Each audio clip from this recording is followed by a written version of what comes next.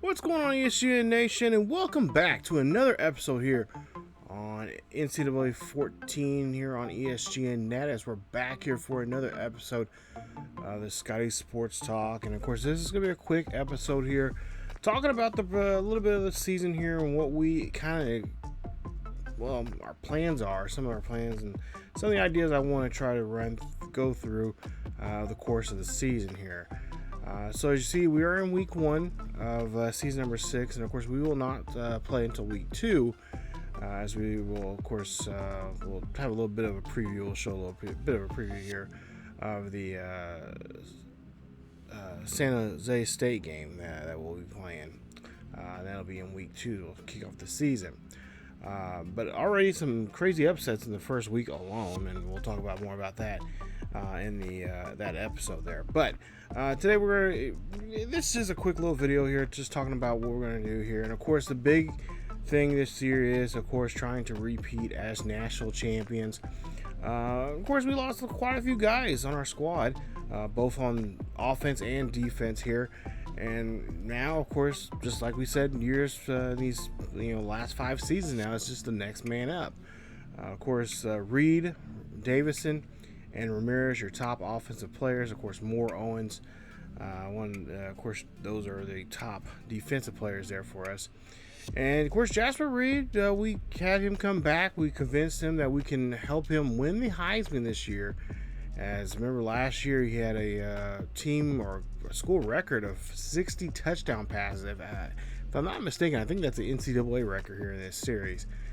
And of course, he had 28 interceptions. If you kind of think about it, if he would, cut down half of those, maybe even just threw even less than that. I mean, if he would have thrown maybe under 10 touchdown passes or interceptions there, he would have definitely been a shoo-in for the Heisman Trophy, as he was just racking up touchdown passes, but at the same time causing a lot of errors there when he was passing the ball. So we're hoping that we can change that around here. Like I said, that was his first year as the quarterback there, as a redshirt sophomore. So he'll be back this season as a redshirt junior, and we'll see what he can do there on the field.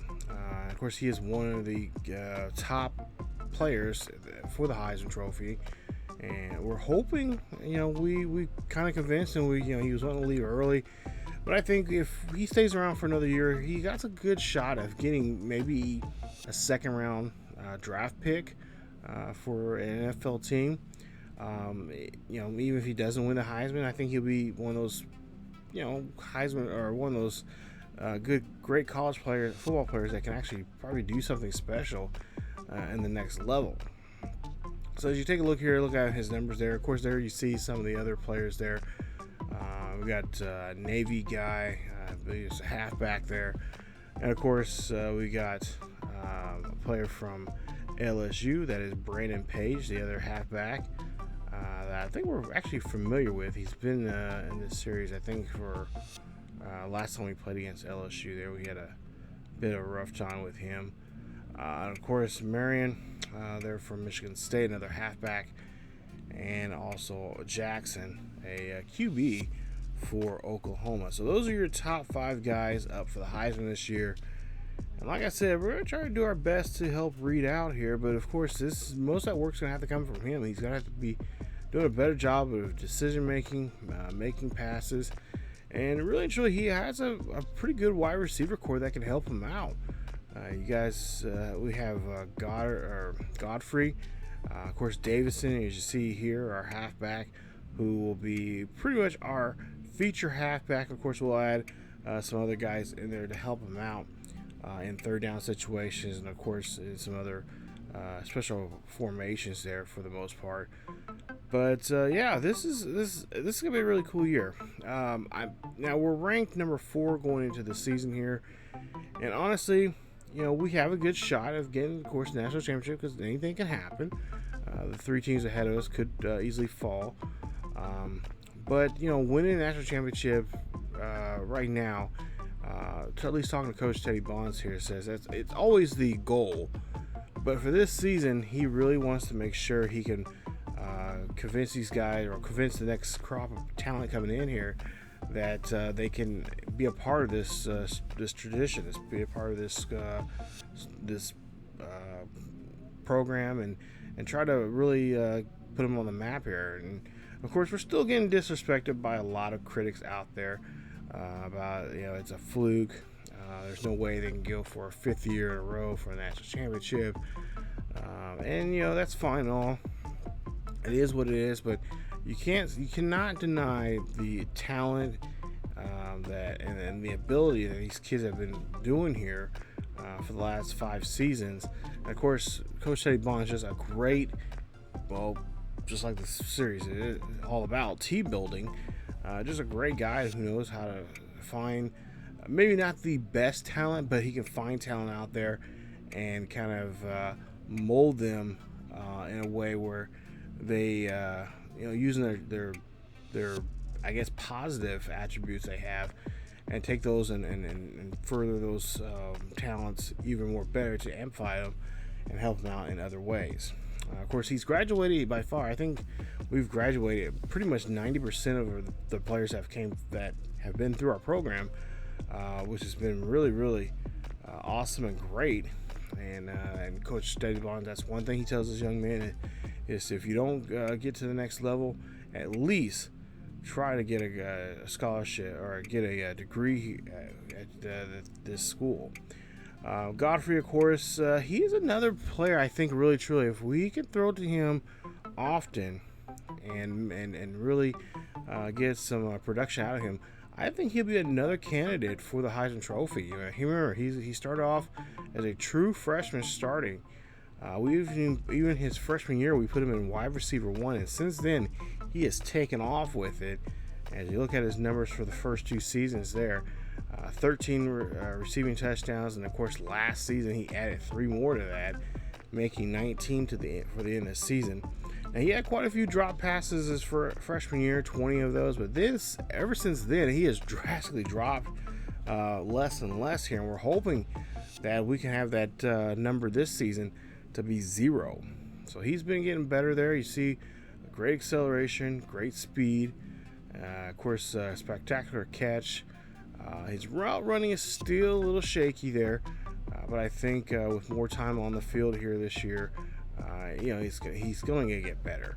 Of course, great awareness, catching is top notch, agility, and he's just one of those talented guys on the field. He's easy to talk to. He's really accessible to us, as members of the press.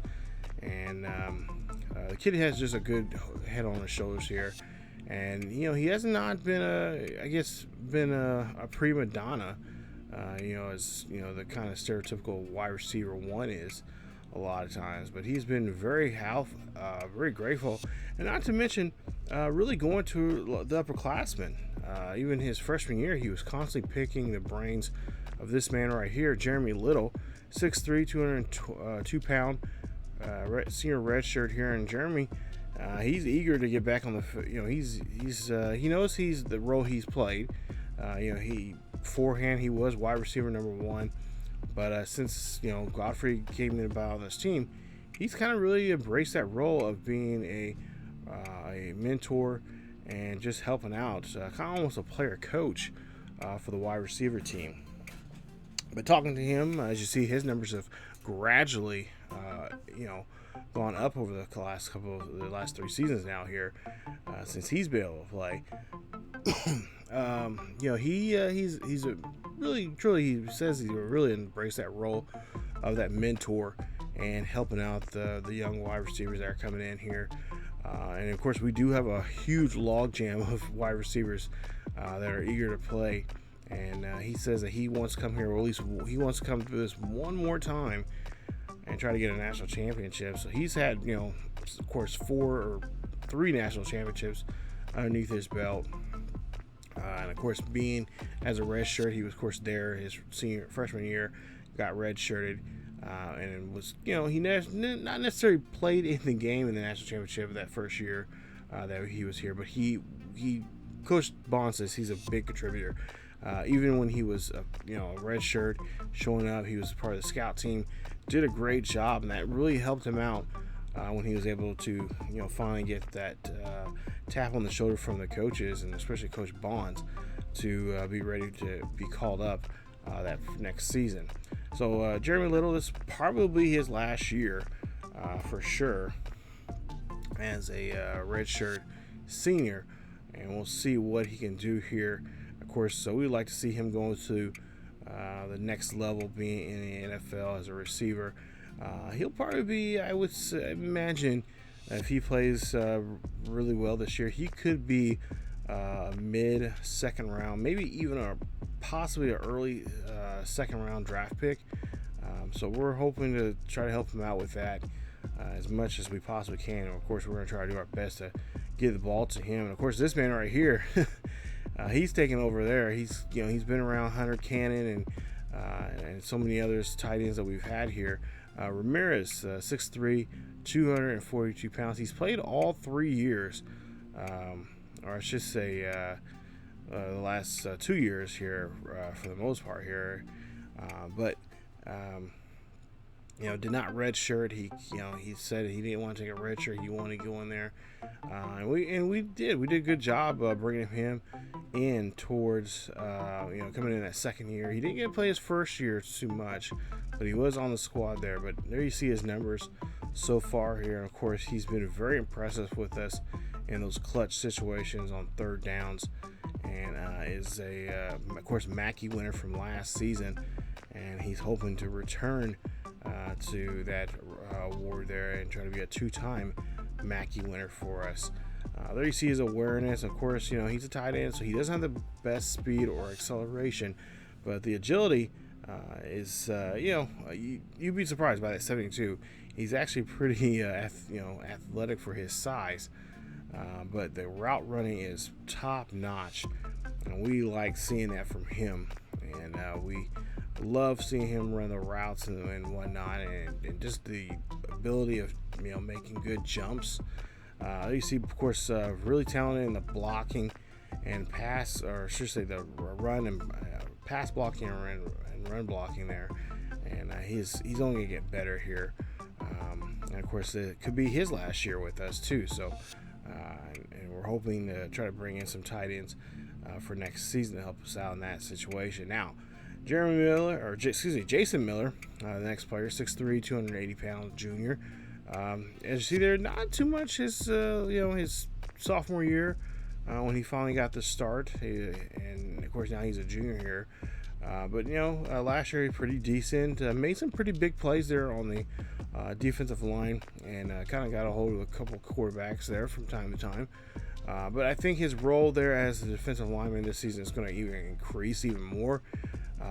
And a lot of the guys on defense say that he's kind of being seen as the captain. Usually your linebacker is your captain, your middle linebacker who can see most of the field there.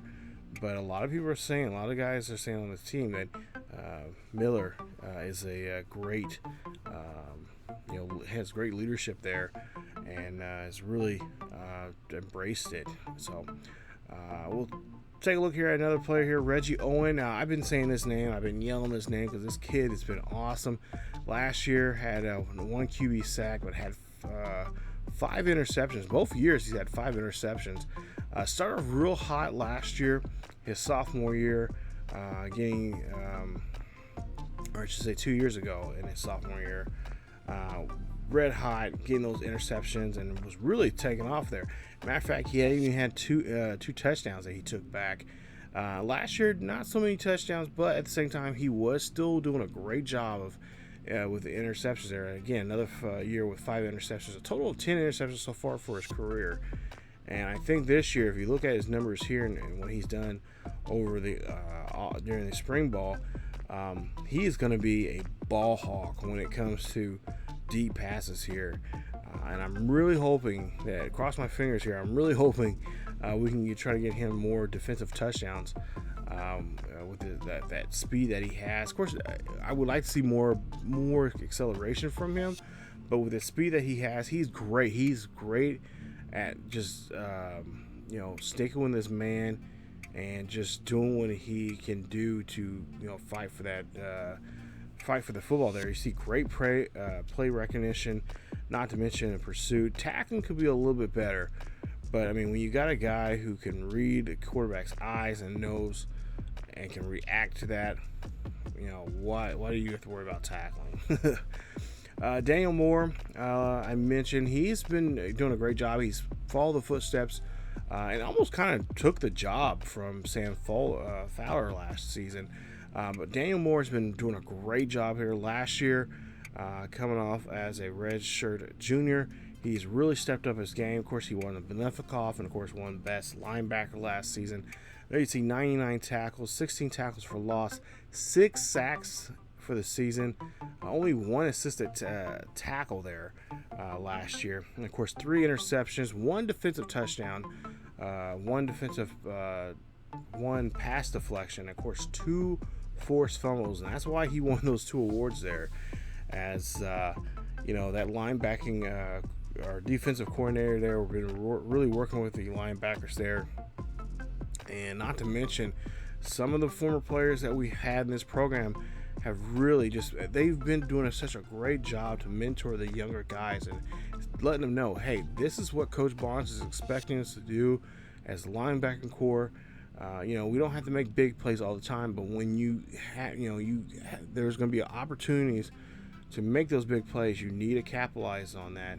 And that's what a lot of these players have done. So I'm really excited about Moore coming up this season. Like I said, he had a great year last year. We're only hoping that he'll get even better, and hopefully we can get his draft stock go up. We're hoping that he can be. I think really and truly, I think he could be a top 10 guy in the next draft coming up.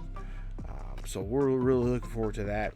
But that's just some of the players there. And of course, there's many other players on our team. Many other role players here that we can get into, but this would be another 20-minute video just talking about those other players that we have. So as you take a look here before we wrap up the video here today, we're looking at some of the players that are on our board right now. Now this year we're kind of really trying to focus on the offensive line. That's what we need the most. You see there we got a few tight ends there we're looking at, of course, because we got to kind of, of course, replace Ramirez. But we've got a lot of athletic guys there that can actually, by the looks of it, some of them can play both sides of the ball. And, of course, we have to decide on that, where they're going to be playing at. But really, our main focus is really trying to focus on guards, tackles, and, basically guards and tackles. And then, of course, we're going to try to, work on some of the defensive side of the ball there. Of course, we already have a guy, a center there, Lawrence, there that has accepted a scholarship there. Instant request or instant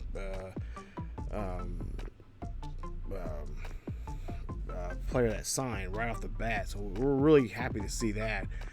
But more so, we got to get a couple guys in there. We got to get some. I really want to work on this offensive line because the last, I would say, 2, maybe 3 years, it's been kind of just bare bones and just a couple of walk-ons from time to time there. But we really got to build that offensive line up and just have I really want to have a logjam of players like we have right now with our wide receivers. And that's like I mentioned in past videos, a lot of our wide receivers are going to be going to the defensive side of the ball next year because we got so many guys that could play that should be playing right now. But, there's only so much, time on the field there. We're going to try to start putting some of those guys in other defensive situations there for next year. Because I think next year, we're only going to have 3 main wide receivers.